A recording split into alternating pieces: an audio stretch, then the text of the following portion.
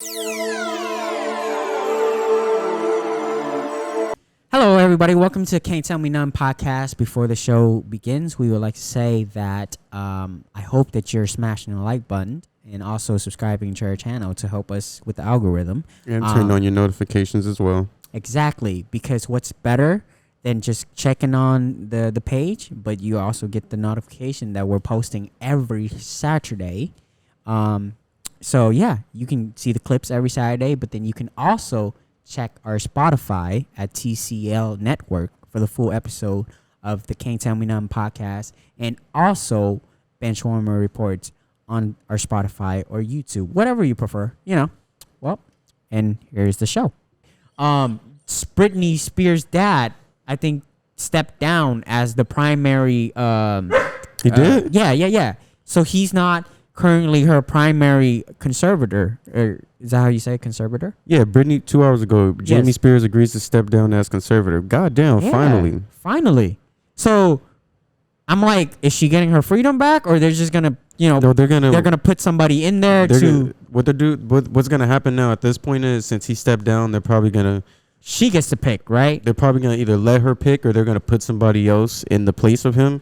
And then what's gonna happen then is, now, since he's not the conservator no more, she'll probably be able to go file for whoever is the new conservator to not have that right no more, and they'll probably grant her wishes, so she probably won't be under a conservatorship.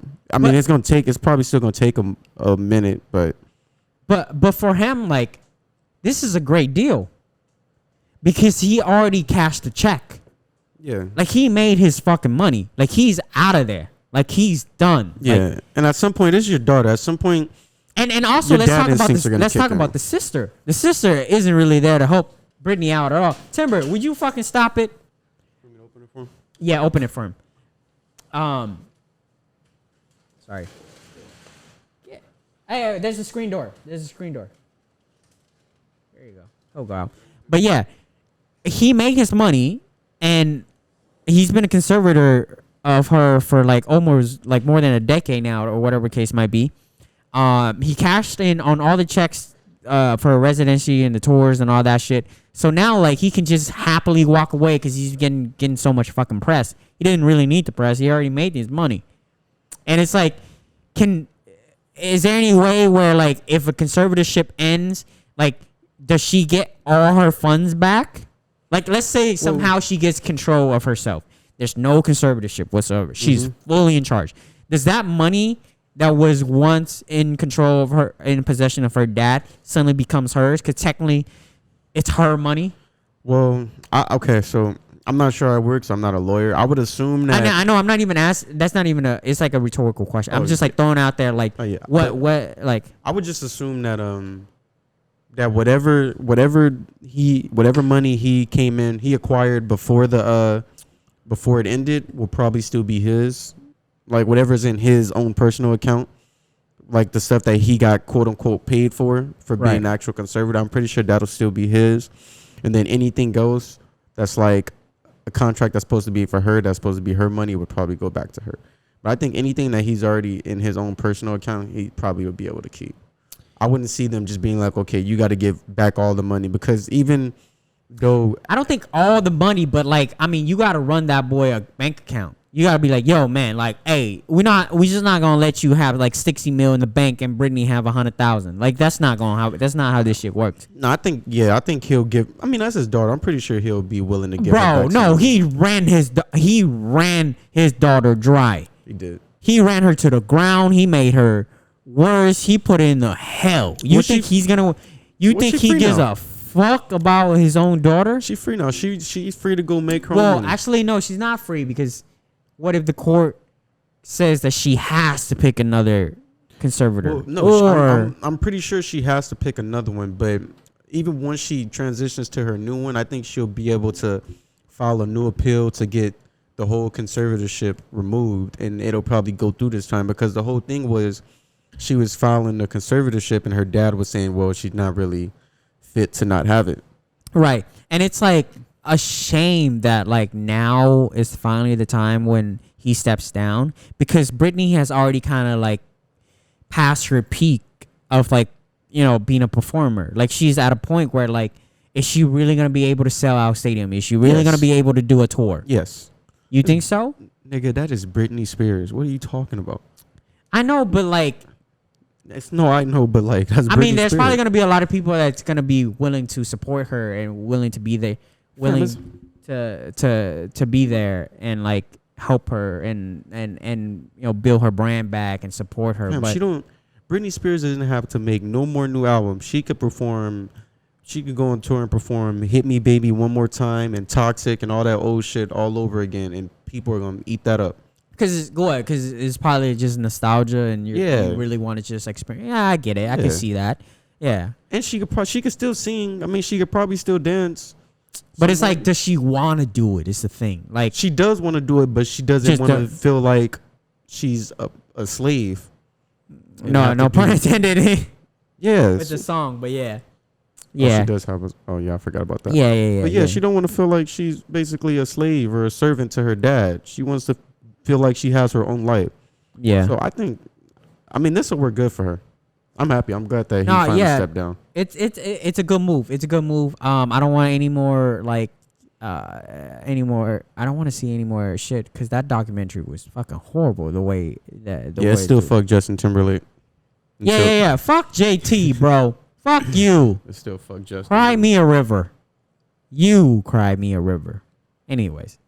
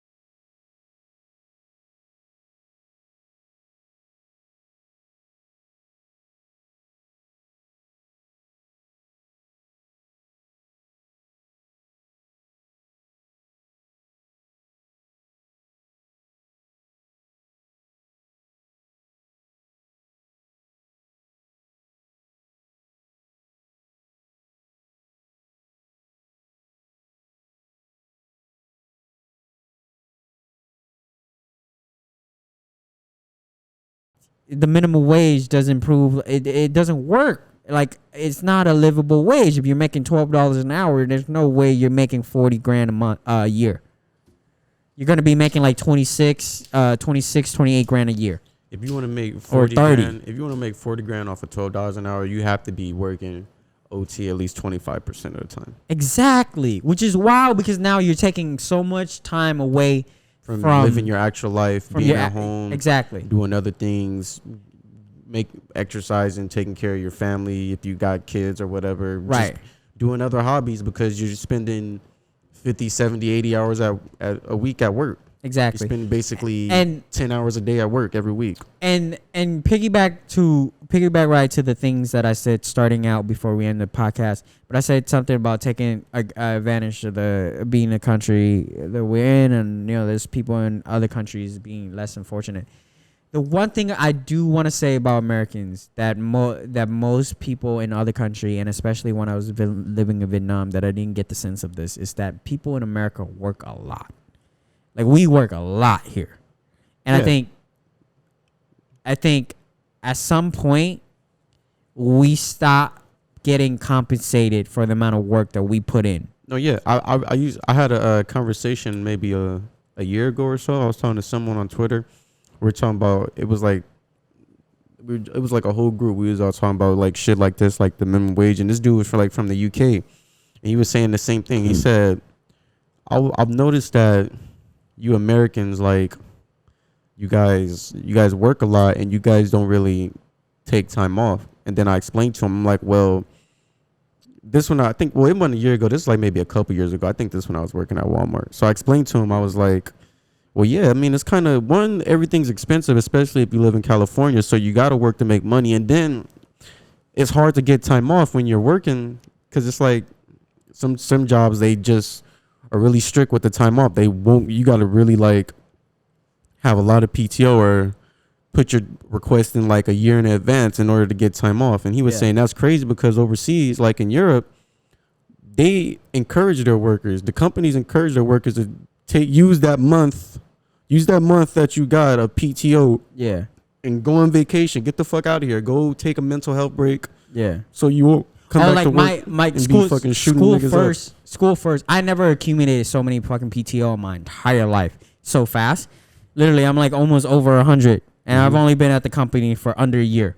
And they like force everybody to take at least a week off, like force. Yeah. And also, you can take plenty of fucking days off. The thing is, it's not a standard in America. It's not a standard.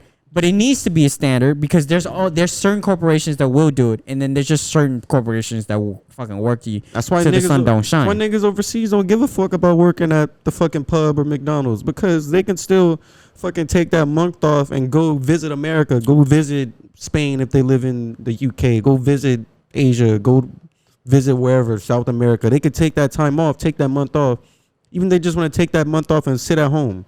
Yeah. And just not work. They have the option to do that. We don't really have that option in America. It's like if you don't have the PTO, they gonna look at. And then I've seen times where I've worked with people and they go on vacation and come back and their fucking job is gone. Yeah, they pretty much get fired by the time they get back. Oh yeah, my pops got fired his day off, bro. Get laid off for going on vacation. That shit don't happen in other countries. Of a vacation and got fired. Laid the fuck. Yep. I was like, that's why I don't never go on vacation because how the fuck did that happen? That's why I've never been on vacation because I'm like if I go on vacation, by the way, come back vacations are pretty fucking short here.